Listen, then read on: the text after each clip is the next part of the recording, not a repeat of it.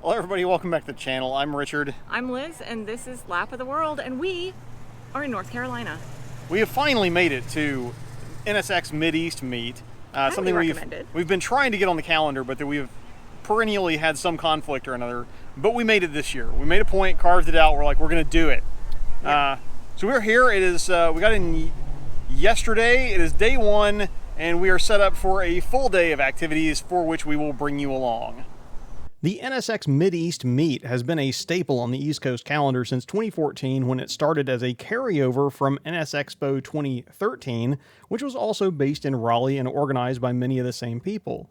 This is our first time attending Mideast Meet, but for me, it's a little nostalgic, as that 2013 Expo was my first, and it was also fun to drag Liz down memory lane a bit with respect to some comparisons between the 2024 gathering and that decade-past national event held at a time when the second-gen cars were still in top-secret prototype phase, and our black car was just a baby with around 240,000 miles. Our plan for this weekend started on Thursday, May 30th. Liz and I got on the road mid-morning and enjoyed a sunny and mostly uneventful drive on I-40 through the Smokies and into central North Carolina.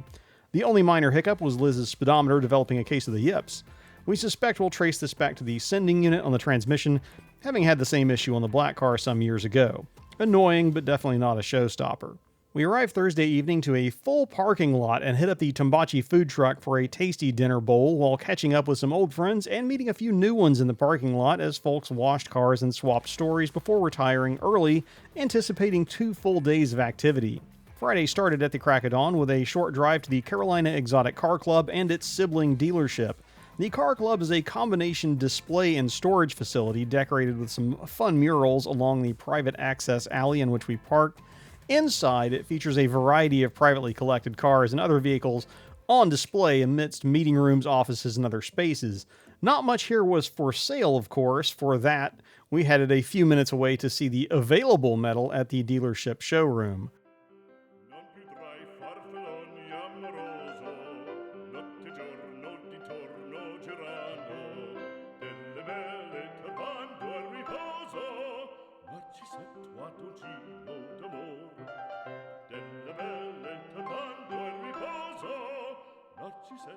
Having had our fill of window shopping exotica, we caravanned over to Rush Hour Karting for some friendly competitive driving in their spicy electric karts on a 2-level track. This was my first experience with a double-decker facility like this, and I had a ton of fun in spite of being a few seconds adrift of people with more seat time and similar stuff. Rush Hour in general is a nice facility, somewhat newly opened. If you're looking for quick karts and are in the Raleigh-Durham area, I think I could definitely recommend it. Our next stop was the La Victoria Mexican restaurant for some lunch before we headed back to the host hotel for some parking lot activities in the form of a swap meet, some light troubleshooting, and a car wash before we headed to dinner at Ruckus Pizza. Our host there not only owns the restaurant, but also a gorgeous black 03 NSX. A small raffle followed dinner before we decamped just across town to close out the evening with some frozen custard. Saturday saw us once again up with the sun to make it to the Morrisville Cars and Coffee to fill out an entire corner of the mall parking lot with nothing but NSXs. If I had to pick something that differentiates this Cars and Coffee from the larger Caffeine and Octane and Harper Cars and Coffee in Knoxville, it's the relatively high proportion of vendors present, offering a variety of food and wares ranging from apparel to die-cast cars and other artwork or merchandise. As we approached noon, it was then time to take our show back on the road for our lunch stop. Welcome to day 2 of Mideast Meet, also with NSXs. But this is day 2, and we've already been to the Cars and Coffee, which was huge. Yeah, it's big Cars and Coffee, and a couple thousand cars over there. Yep, We're and out of bed very early, but we rolled in with, what were we? 96. 96 cars deep this morning over at Cars and Coffee. And we are now over in Durham at Hendrick Acura. In fact, in their complex, but Hendrick Acura is the one who sponsored lunch for us here at this lovely Acura dealership. Thank you very much, Hendrick, for your the accommodations and tasty burgers and dogs. Yeah. But yeah, we're across from the Chevy lot, next door to the Subaru and Porsche lot. And Beamer's back there. And the Bimmers are back there. But we are over here with a whole bunch of other Acuras and NSXs. Yeah.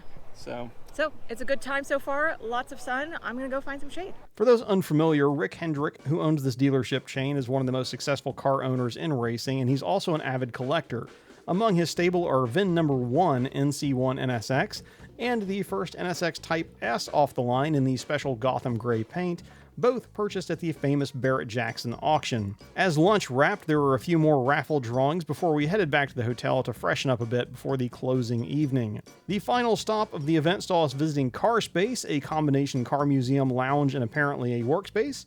A mix of hors d'oeuvres, cocktails, and some birthday cake took us into an evening highlighted by good conversation, a silent auction, and a little celebration. Having finally made it to a Mideast Meet, I think our only regret is that it's taken us this long to make one. Liz and I both found it a fun opportunity to catch up with a lot of folks that we might only otherwise see once a year at NS Expo, plus some who may not be able to make the trip to Texas this year. If you want to attend, you can find more information on NSXmeetup.com. Mideast Meet is traditionally 100% pay-as-you-go, so no big upfront costs, with the only real commitment being lodging if you don't live in the area. All in all, it was a great time. Liz and I made the drive back home on Sunday the 2nd, and we'll pick you folks back up for wherever we're headed next. Until then, as always, I'm Richard, this is Lap of the World, and we'll see you in the next video, if not at the track.